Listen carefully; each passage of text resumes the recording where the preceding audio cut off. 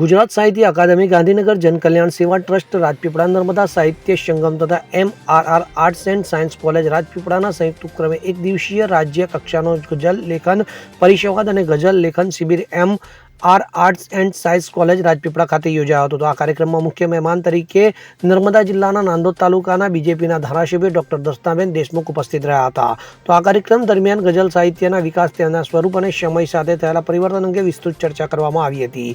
તો પરિસંવાદમાં વક્તા તરીકે જાણીતા કવિ મંગળ રાવલ, રમેશ પટેલ તથા નૈસદ મકવાણા ઉપસ્થિત રહ્યા હતા. તેમણે ગઝલનું સ્વરૂપ અને વિકાસ, ગઝલના પ્રચલિત છંદોના બંધારણ અંગે વિગતવાર માર્ગદર્શન આપ્યું હતું. તો સાથે જ પરંપરાગત ગઝલ અને આધુનિક ગઝલ વચ્ચેનો તફાવત, તેમાં રહેલું સાતત્ય તથા બંને વચ્ચેનો સમન્વય સરળ ભાષામાં સમજાવ્યો હતો, જેનાથી ઉપસ્થિત સાહિત્ય પ્રેમીઓને ગઝલ લેખનની ઊંડી સમજ મળવા પામી હતી. તો આ પ્રસંગે બિરસા મુંડા યુનિવર્સિટી રાજપીપળાના vice chancellor doctor Madhukar Pandavi, MR arts and science college રાજપીપળાના principal doctor Shailendrasinh Mangrola, Jankalyan Seva trust રાજપીપળાના પ્રમુખ જ્યોતિ જગતાપ સહિત અનેક સાહિત્ય રસિકો, વિદ્યાર્થીઓ અને કવિઓ મોટી સંખ્યામાં ઉપસ્થિત રહ્યા હતા.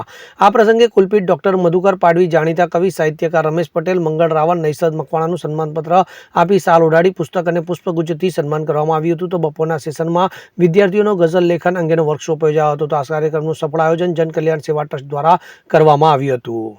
આજે રાજપીપળા ખાતે ગઝલ પરિસંવાદ અને ગઝલ લેખન શિબિર અંગેનો કાર્યક્રમ MR આર્ટ્સ અને સાયન્સ કોલેજમાં યોજાઈ રહ્યો છે.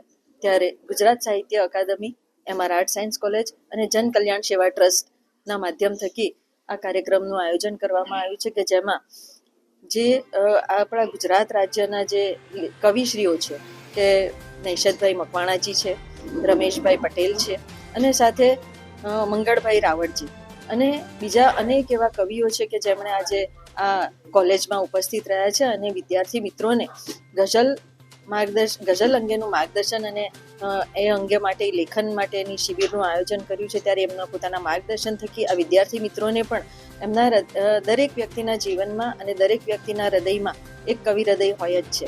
તો એમને પણ એમના જીવનમાં એમના પણ કંઈક કૌશલ્ય હોય, એમનામાં પણ કંઈક એવી એ હોય કે જેથી કરીને એ પોતે પોતાના હૃદયની જે વાત બહાર મૂકી શકે અને એના માટેનું માર્ગદર્શન આપવા માટે આજે આ વિશિષ્ટ કાર્યક્રમ જે યોજાવા જઈ રહ્યો છે, નર્મદા જિલ્લામાં પ્રથમ વખત થઈ રહ્યો છે.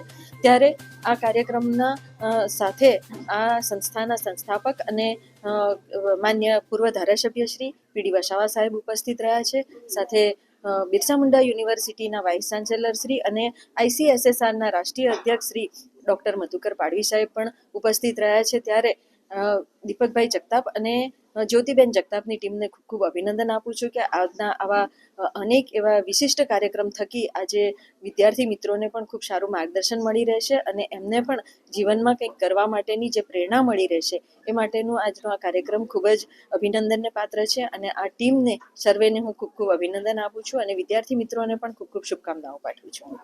મને કહેતા આનંદ થાય છે કે નર્મદા જિલ્લાના ઇતિહાસમાં પ્રથમ વખત એક ગઝલ લેખન શિબિર અને એનો પરિસંવાદ યોજવાનું શ્રેય અત્યારે નર્મદા જનકલ્યાણ સેવા ટ્રસ્ટ રાજપીપળા, જનકલ્યાણ સેવા ટ્રસ્ટની સાથે સાથે નર્મદા સાહિત્ય સંગમ અને MR આર્ટ્સ એન્ડ સાયન્સ કોલેજના ઉપક્રમે આજે એક દિવસનો રાજ્ય કક્ષાનો સેમિનાર યોજવામાં આવ્યા, જેમાં 3 મુખ્ય ગુજરાતભરમાંથી મોટા કવિઓ, 130 પુસ્તકોના લેખક રમેશ પટેલે ગઝલ અને ગઝલના સ્વરૂપ ઉપર સુંદર માર્ગદર્શન આપ્યું. જ્યારે બીજા વક્તા જે છે મંગળ રાવળ કે જેમણે ગઝલ અને છંદ વિષયનું બંધારણ વિશેની સુંદર સમજ આપી અને સાથે સાથે નૈસદ મકવાણા કે જેમણે ગઝલના વિવિધ સ્વરૂપો વિશે ખૂબ સુંદર માર્ગદર્શન આપ્યું. આજે ગઝલ એક એવો સાહિત્યનો પ્રકાર છે કે જે વિદ્યાર્થીઓ શીખી શકે તો ભવિષ્યમાં સારા કવિ, સારા ગઝલકાર બની શકે એવું ઉત્તમ માર્ગદર્શન એમને આપવામાં આવ્યું. દીપક જગતાપ સાથે CN24 ન્યૂઝ રાજપીપળા.